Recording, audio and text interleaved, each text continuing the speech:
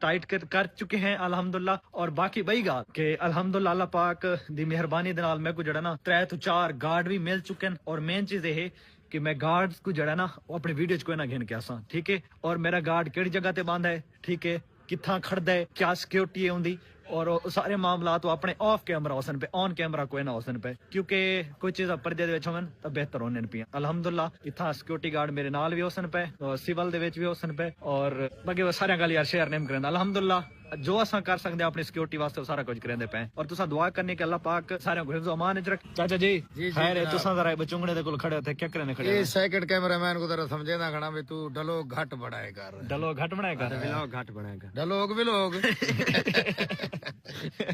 चलो अल्लाह पाकिस्तान दे। ओए किधर गया से हैं? की पढ़ के ले आए? की पढ़े सुना जरा। ई मैं कोई एक शिकायत की थी क्या? ये के छुआर मेडो ते पलंटी रखी गणे ते मैं को आदन पे पूजा खवा। हां पूजा क्या? Pizza pizza